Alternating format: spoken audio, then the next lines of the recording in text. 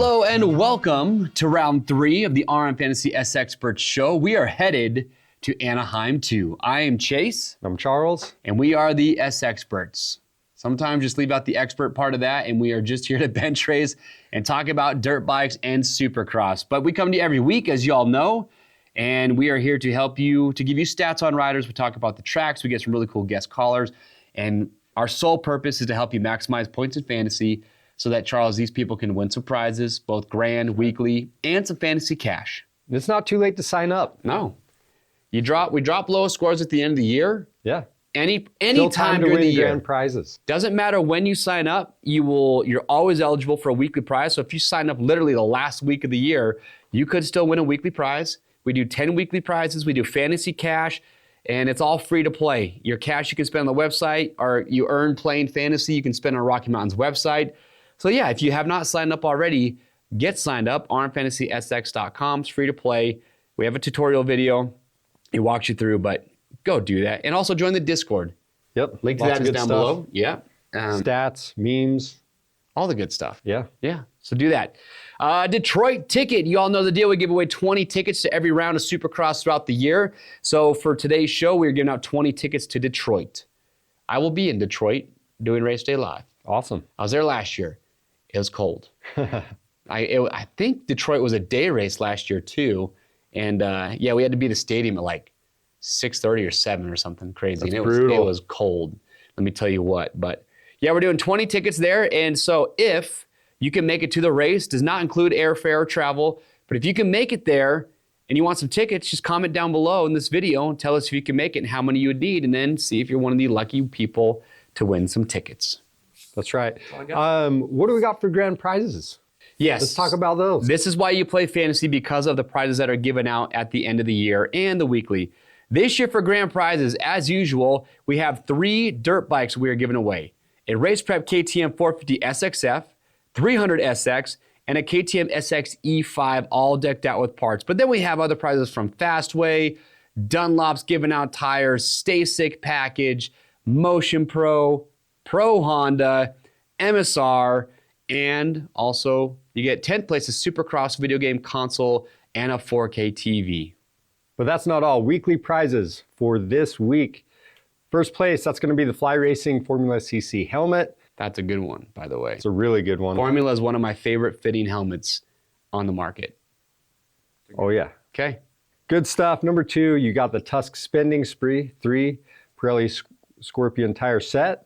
4 is your Michelin Starcross tire set. 5, Fox gear bag of your choice. 6 is the Cherby $250 spending spree. 7th, you've got the ASV clutch and brake levers. 8th, you've got the Works Connection launch start device. You also have a tack hour meter and a mounting bracket with that. 9 is going to be the Cycra skid plate and moto stand. And 10 is going to be the Bell MX-9 helmet. There you go. That's just 1 week of prizes. Get signed up. And don't forget, too, we're about to get to the KTM leaderboards, but timestamps matter. You can change your picks all the way up till the night show starts, but every time you do, it updates your timestamp. So there's been plenty of people who get the same score, but the person that was able to just leave their picks alone wins the weekly prize. Speaking of points, Charles, I want to talk how about we doing over here, dude? How many points you at? So 76. Not that bad, but not that good. Yeah, I'm at 87, so I'm beating you, which is all that really matters.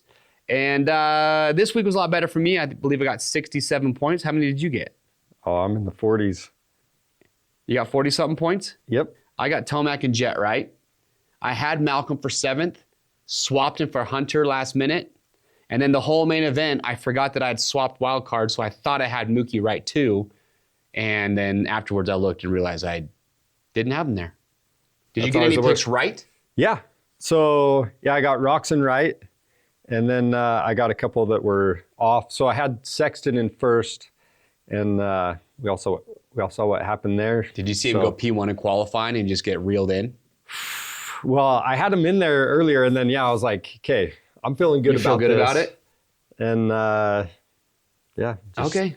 Stuff happens. Well, you know who's feeling good about it is Two-Strokener, 54, who is at the top of the leaderboard right now with 178 points. And then, I'm going to butcher some of these names, people, so forgive me. But Miguel Yerma at 716 has 174. And then SDI Mick, 24. Again, sorry for not pronouncing that right, but 173. So those are your top three. They are crushing us by almost 100 points already. You buy 100 for some of them. My heart hurts. Okay. But also, we had some perfect scores. 3. Man, that's pretty impressive. Yeah, 3 perfect scores. I'll have to ask Christian. I don't remember the last time we had 3 perfect scores this early in the year. Yeah. All right. Yeah. And with Sexton getting 5th or 6th. Yeah. Who would have not put Sexton in their top 5? He just dominated A1 and then fastest qualifier, and then you put him 6th? Something fishy going on around here. Something fishy. I don't know. All right, but our weekly winners, it was Kayla 88 who took home a set of Mobius knee braces. New Stars, Rhino Power Package, and Brian B 86, $400 Cherry spending spree. And then again, we gave away the 7 other weekly prizes. Not bad. Too bad. All right, here it is. Fox Racing race recap. Charles, what was your biggest moment of the night? That just come Monday morning, you walk in the office, and that's like the first thing on your mind. Tomac and Jet. Tomac and Jet? Just the whole time, I'm like, oh, come on. Like, hold on. Okay, obviously, I wanted Tomac to win. But I don't know. I was getting nervous for him. Okay. I kept thinking that Jet was going to reel him in. Be honest with me. When Jet got to second, because once Tomac got to the lead, Jet got around Webb pretty quickly. Yep. When Jet got in there, and I want to know from you out there, and don't kid yourselves, on a scale of 1 to 10, 10 being most likely, where would you put Jet of thinking he is going to pass Tomac? Like Tomac is not going to hold Jet off for the next 15 or 16 laps. Scale of 1 to 10. Not speaking from my heart. Speaking logic only. Well, I don't care. I would say probably about a 6 or a 7. Dude, I was a solid 9. Solid 9. I'm taking a poo on Tomac here, but I was like a solid. As soon as Jet got to second that quick and Tomac didn't have time to build up a gap, I just thought Jet's going to win. Because that's what we're used to seeing. Yep. We're used to seeing Jet have no issue getting around. But yeah, you're right, dude. Tomac just beast mode. His pass around Mookie in the sand section. Yeah. Right after I had just got done talking to some people I was watching the race with, I had just got done saying how much the sand section I didn't like it because nobody was taking the outside. Tomac just proved me wrong. Oh, yeah. It was so around good. The outside. So outside of what you said, I think probably what stood out for me was seemed like there was just a lot of crashing. Yeah. And on a not like, and it wasn't even the quad that was causing stuff, but there was just crashes that felt like going on all over the place. Well, we did find out there was one in the quad. Who? In that AP. Well, they didn't show it. Did he crash doing the quad or just in that rhythm lane? I don't know. I don't know either. They just showed him off the side of the track. But, man, sorry for the AEO KTM team. They had Avery Long, who had that really bad endo. Luckily, he's okay. It sounds like he's just beat up. And then Talon Hawkins, who came out of that corner, don't know what happened, but he immediately was off the back of the bike. He broke his femur. And then, dude, what about Shimoda? Yeah, it's kind of crazy. Like, is there a penalty given to the team that left their? Like, it wasn't even close. No, look, I'm not saying somebody left their mechanics board out on purpose, but so it's like, why was he riding that close? But I mean, he should be able to ride wherever he wants. Yeah, that's on the AMA and the track builders for letting them get pit lane that close, but. You've seen it a million times. The riders go by and they have to get their signs out of the way. But I bet you that rider or that mechanic probably wasn't even paying attention to Shimoda. Nope. You know what I mean? He was probably looking the other way. Yeah. And I'd imagine he probably felt pretty bad knowing, like, after he found out that he had just broke Joe Shimoda's. Did you see Shimoda's fingers? I didn't see the actual. Yeah. He's holding it and it's all swollen, bruised, and you can visibly see his pinky is broken. Yep. It's nasty. Okay, yeah, no, I did see that picture. So shout out to him for sticking that out and riding. That's gnarly. Masterpool had a pretty big crash in the main event. Yep. When Shimoda was passing him, he went long in that rhythm lane, and then he had the same kind of thing as Hawkins. He like went super long into the face and then just got such a bad kick that he crashed. So I don't know. It was the a good crazy night, thing though. about it, though, to me, so Avery, I thought he'd be the one not coming back. You know what I mean? But Dude, it was bad. yeah, Yeah. I yeah, don't even think banged he up. got knocked So out. yeah, it sounds like he's taking this weekend off and then Yeah. coming back. But It was brutal, man. sheesh. Well, look, we had Justin Brayton, for those of you watching right now. Justin Brayton called into the show. Had a good conversation that you can watch the entire interview that we did on the RM Fantasy channel. But the two things that we talked about that we want to show you guys from that interview is we want to get his predictions for this weekend going into A2, but also had an interesting question about Cooper Webb. Take a look. Cooper Webb, doing what Coop needs to do. He's probably not going to beat these guys in just all-out raw speed. And he's been pretty good at acknowledging, like, that's not my strongest point. He said, my biggest strength is just you got to beat me over 17 rounds. But for Coop, is there a little bit more pressure for him where he can't have any bad nights? Just because he doesn't, well, I want to hear your thoughts. I mean, if Coop starts 10th, can he get up to the front like Tomac or Jet or Sexton probably would be able to, right? So is there a little bit more pressure on him to where, like, he doesn't have to win all the races, but he has to be about perfect the whole season and just not be outside, say, top 4 at any point? Yeah, but that's what he does. That's how he won his championships. Right. That's how he was in the mix last year. He's never the fastest guy. But I will say, obviously, he missed some time in December. We all know that. He was sick this past week and he was throwing up. And he still makes it happen. He still gets that good stuff. Still puts himself in great positions. And even qualified 4th, he was only a few tenths off of Eli. So even though he doesn't have that raw speed, he's still pretty darn close. And I don't know if you watched it, but those 3 guys in qualifying, it is so fun to watch, but man, they are going for it. I don't know if that's sustainable for 17, but it is fun to watch. It is absolutely fun to watch. So yeah, I just think that's Coop's MO. He's never been the fastest guy. He's never, came from the back, but at the end of 17, in his own words, he's never going to be the fastest guy on a Saturday night or the best guy every weekend. Right. But he's hard to beat 17. I think he looks really, really comfortable. He's getting great starts already. He's super fit. His tenacity is unmatched. And I think when you add all those things up, of course, we're talking raw speed, but at the end of a race, it goes down. It's like a chess match for these guys. Yeah. Of course, Tomac has raw speed and such, but do you really need that raw speed the second half of a main event, or do you just need to be smarter than the other rider and take these creative lines that he's been working on the first 10 minutes of the race, Right. and then he outsmarts you? So that's where Cooper Webb wins. He's not too concerned about that flat out absolute raw speed. You're right, he does have it at times, but it takes a certain track setup. So, but I look at the calendar, that home stretch that we have in the Northeast, man, that sets up great for Cooper Webb. In my opinion, those races are going to be ruddy. We may get some weather, if it's not fully muddy and if it's just kind of real ruddy. I think about Seattle last year where he's a tactician. Chase was faster than him, but Right. where's he going to pass him? He's just not. And Yeah, sometimes that raw speed, the track doesn't allow for that to be used. That's right. You have to race it differently. Yeah, and if you're going to bring that raw speed the last 10 minutes of a main event with how gnarly it is, you have to take so many chances, and you see guys crash, and Cooper never puts himself in that situation. Have we ever seen Cooper Webb crack shot of a main event with 5 minutes to go? Because he's riding over his head. He just never does it because Right. he's so creative, and he creates these sneaky lines that no one else can really take, and he's really fun to watch, man. He's fun to watch, and he's in the mix this year. He absolutely is in the mix. Yep, absolutely. Predictions for this weekend. Anaheim 2.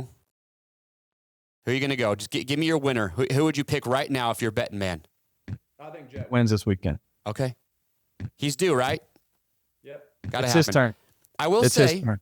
a lot of people forget Cooper Webb had 4 wins last year, second to Jet. Yeah. So, I mean, we didn't have the same Tomac and Sexton, but That's what I was going to say. Tomac was coming off the Achilles, and Chase wasn't comfortable with his bike at all. yeah. And now they are. Now But they're they confident. are, and it's So, making the season that much better. All right, so that was our ASV guest caller, Justin Brayton. Thank you so much for calling into the show. It is now time for our Bridgestone top contenders. Who do we have first? All right, so we have Tomac. First of all, let's get our results up there. Oh, you're going to do Mookie Shane like that? Ah, man. Malcolm Stewart got the wild Sorry. card in 7th. That's 2 weeks in a row he's gotten it. But then it was Tomac, Jet, Webb, Roxon, Hunter. I think it's clear to say the Honda bike is better. Yep. Everyone can stop freaking out. We asked that question last week. Was like 1 week enough time to get the bike fixed up for Jet to win? Just about. Yep. My question is, well, let's talk about Tomac first. Okay. All right, so Bridgestone top contenders. First rider, Eli Tomac. He's won Anaheim 2 twice, 2022, 2020. The last 2 at Anaheim 2 were Triple Crowns. And he did win one of those mains in Anaheim 2 last year. Didn't win the overall. Webb did. But Yep. that's great. So the thing we've learned about Eli, though, this is the biggest thing, is Beast Mode is back. It is. The question we all wanted answered. He's in better shape, and it doesn't matter where he started. He went from 7th to 1st at San Diego, 21st to 5th at A1.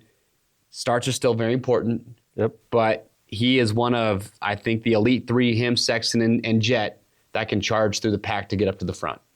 Yep. So question is, do you put Eli to repeat this weekend? We'll talk about that here in just a minute. What do you have for Jet, though? Jet, I mean, looking real good. Nice little rebound there. Last round qualified 2nd, started out in 6th, and then moved up to 2nd. Kind of was expecting a pass, but regardless, right there, he was basically a 2nd off of Tomac Yeah, the whole I time? think where he because he started ahead of Tomac, I think where he let the race kind of slip is he was just not, kind of like Sexton, man, just didn't really do much in the first few laps. From my perspective, right? I'm not there racing, but looks like what was crazy though, the start. Some of these guys need to write a thank you letter to Cooper Webb for, I'm talking about Chase Sexton, Ken Roxon, and even Hunter. Well, Hunter also helped, but Coop had a good jump, but Hunter had the best. And then if you go watch that start and replay, Cooper just pushes everybody out wide. And Roxon and Sexton, or not even Sexton, but Roxon and Freezy were like far inside, did not have a good jump. I mean, if you had just been like a whole shot line where it was off the gate and you just keep going straight and there was just the line 300 feet up, Roxon and Freeze were probably like 15th, 16th. And they come out on top because Webb just pushed the whole pile wide. But anyway, just That something is I noticed crazy. there. Yeah. Anyway, back to Jet. So yeah, took 6th overall at the A2 Triple Crown last year. He had that crash in the whoops. Yeah. I remember that. So yeah, 7.34 for, those were his results. Average start of 10.3. And then another interesting thing that I actually kind of forgot about. So he only won 1 out of the first 4 rounds last season. Yeah, we That had the blows mud my races mind. early. It Yeah. was kind of a weird start to the year. But yeah, it wasn't like he just came out dominating. Yeah. Well, coming into this, if you would have told me before the season started that he wouldn't win either of the first 2 rounds, I'd be like, no way. What are you talking about? So anyway, that kind of blew my mind. But he won 2 out of 9 West Coast rounds last year. That's it? And then 6 out of 8 on the East Coast. So Wow. is he an East Coast guy? Huh. Kind of That's crazy. interesting. Okay. Super interesting. Cooper Webb. He has started this year better than he did last year. He's gone 4-3. Last year he went 6-11. Right now he's tied for the 3rd best average finish of 3.5. Look, Cooper's doing what Cooper needs to do. He is not going to beat, in my opinion, and go watch the Brayton interview, he is not going to beat Tomac, Jet, and Sexton straight up, I would assume. At least not yet. Just in a battle royale, right? I would put Webb as the 4th fastest guy right now. Yeah. He might be able to throw down like a hot lap in qualifying, but just come main event time, when it comes to just dropping the hammer, he's the 4th best guy. So what is it going to take for him to win? Put him on your podium, put him 4th, but if Sexton doesn't go down, Sexton, I think, beats Webb easily last week. I mean, he got beat by 14 seconds. I know he's under the weather, but that's a sizable gap.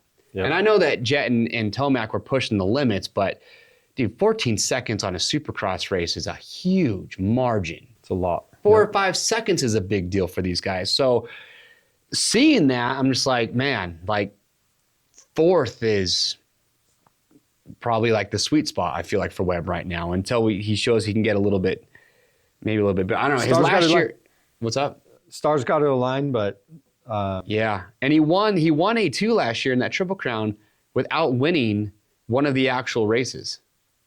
So I don't know. So maybe we look for him, 2 rounds ahead. Might be doing something. I don't know. I think right now Webb is just the 4th best guy. I'm just going to keep it at that. What do you got? Well, I would agree with that, but let's talk about Ken Roxon.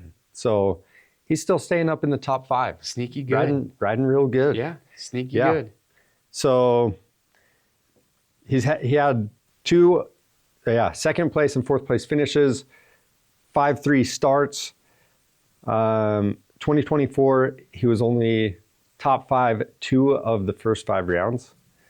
And he's tied with Hunter for the best starting average. Yeah, I mean, it's surprising. Like he hasn't started out the top 5 yet so far. Hasn't finished or started outside the top 5. So he's just putting himself in a good position right there, which is great. Yeah.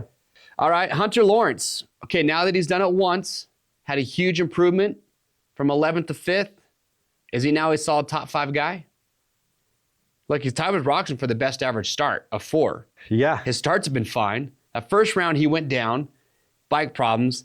This week, he was also very sick, I hear. Yeah. And had a good start and finished 5. Yeah, that's pretty impressive for being sick. Hey, WTF, Jason Anderson? Yeah. I haven't heard anything. No. Maybe we'll see something get released after we film this. Riding up front But last week and does anybody disappeared. know, like, what happened, where he went in the main? They didn't talk about him going down. They didn't say his name a single time. No. What are your thoughts?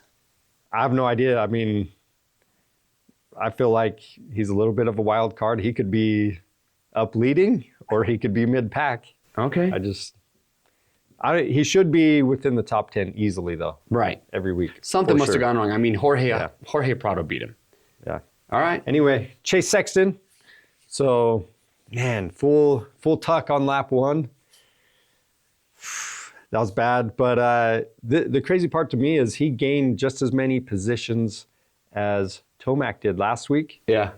I just feel like there wasn't as much hype about it. Nobody talked about it. Yeah, I realized that after. I was like, he went 21st to 6th, but maybe it's like that 5th place spot is like the teetering spot, like, 5th place, and then 6th is like. I think maybe they give more attention to it if it's not Jet and Tomac just battling it out up front. Yeah. Because that really is where everybody's eyes were at. Yeah. Because Anaheim won, Prado was up there, Anderson, maybe not just too much going on, and then Jet's obviously way back, so everyone's talking about him. And then, so yeah, but it was a very good ride, and you're right, though.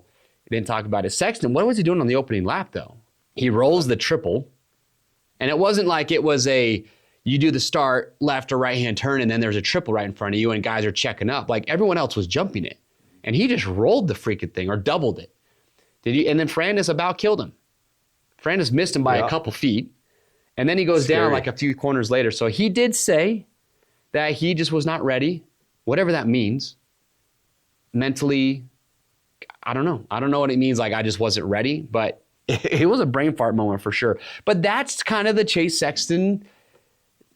I mean, you can't do that if you're going to win a Supercross title. That's true. You just can't do it. You think about it, man, luckily Jet got 12th at round 1 or 13th or whatever it was, I think 12th. So you're just like, okay, gives Sexton a little bit of a buffer, but in this title this year, you can't be doubling the triple on lap 1 and then going down right after, right? No. Same with Tomac. No. You cannot give too many of these away. All right, Charles, it's 12th place this week for the wild card. Who is your number 1 spot going to right now? Jorge Prado. Okay. He's finishing right around there every single race. 2 races right in a row, right around 12th place. That would be every single race so far. So, like yeah, 12th place last weekend, 14th the week before, but he's also finished within 3 spots of where he's qualified each Okay. weekend. So interesting stat there. And then, yeah, started 16th last week and climbed to 12th. So I think he's a solid pick. Okay, 12th, 13th. I think it's a good spot for him. He was ahead of Anderson last week, some other guys. Shane McElrath, a little bit riskier. So McElrath's gone 17-13. Only finished 12th or better 3 times in 2024. So I think it takes more luck for McElrath to get 12th than it does for some other guys. Justin Hill, I don't know. He just got 14th after getting 8th at A1. Yeah. But he's in that range. Yeah, he's in six spot window. Like I just don't know like where he fits in yet. Because we saw what he could do at A1, but then just never quite had the spark. Got a horrible start in the main event. So 14th, honestly, on paper looks pretty bad, but he started about freaking last. You know when you see like the privateers just immediately hit the brakes and just funnel in a lot of times? Yeah. That was Justin Hill on the start. It was bad. So, I mean, he's a little risky. Savachi's a good one. He got 10th last week, but that was with AP and Anderson both behind him. Yeah. So do you bump him back a few spots? You I think could. you kind of need to, right? I feel like he's a little bit of a gamble. I still want to know what happened with Anderson. I'm going to find out. Yeah. Okay. So Yeah. my solid pick is Jorge Prado. All right. Who do you got? Right now, I do have Savachi. I just feel like Savachi, I think, is kind of on par with Jorge. Like, I put him and Jorge Prado in the same category. Anywhere from 10th to 13th, I feel like is kind of their window, their ceiling right now. I think Prado, I think maybe they could get better. But so I think him and Savachi, I would just look at qualifying, see if maybe one of them is standing out to you more than the other. But I would say Prado and Savachi are probably going to be the 2 best picks. The other riders like a Vince Freeze or like a Justin Hill or some of these guys, you got to bank on something happening. So I don't know. That's how I feel about it. I like it. All right. Here it is. Cherubies, lock them in. Charles, you went first last week. I'll go. Okay. I'm going with Tomac for the repeat. I like it. I'm going to go Sexton second. Jet third, Webb fourth, Roxon fifth. Kind of the same for Webb and Roxon that we've been seeing. I think Tomac has got all the momentum on his side right now. We're going back to Anaheim. Yeah, I'm going to go Tomac. I'm going to go for a win, and then I'm going to go Savachi for the wild card for now. So wild card's the only one that I'm iffy on. What do you got? Man, I think I got to mix it up. I think we're going to have 3 rounds, 3 different winners. So I'm putting Jet to win. I think he's back. So I've got Jet, I've got Tomac, Sexton, Cooper Webb, solid pick for 4th. 99% sure he's going to finish there. Then I've got Roxon 5th, and I've got Prado for the wild card. Hey, I just thought of something that might make you second guess Prado. Prado is really good at starts. He is. Oh no! Wait, no, this isn't Triple Crown though. I know, but Prado's going to get better, and I feel like, is more likely to start up front and fade back versus Savachi just kind of not as much. I don't know. I'm feeling Prado top 10 this week, so I'm going to leave Savachi in 12th. So it just all came to me. Let's see where Take that to the bank, dude. We'll see what happens. See where the cards fall for you. All right, so there it is. They are locked in. Those are mine and Charles' picks, but I'd love to know what yours are, so comment those down below. Charles, they can also go to the Discord, and you can post your picks there. So make sure you do that. We also have the meme event. Yep. We got Always some good awesome time. memes going. Some that we can't show. Yeah. Some we can't show. The one with Shimoda with his fingers or having the arm chopped off was good. Yep. I did like the Tomac one. Completely annihilate the clutch in every corner or draw 25, and Tomac's got the 25 card. So be sure to go check those out. Go there to the Discord. Submit your memes. It's probably one of my favorite things to look at every morning, Monday morning when we come in. And yeah, man, it's just round 3. A lot going on. Lots of prizes still to give out. So make sure, get signed up for RM Fantasy SX if you're not already. And please comment down below. Give us your thoughts on the races. And Charles, 11 points. 11 points. I'm I'm going to close stretching in. the gap early. I'm banking on my wild card. Okay, sounds Pull good. through for me. Well, make sure to get subscribed to the RM Fantasy channel if you haven't already. We appreciate everybody who watches and plays. We'll see you next week. See ya.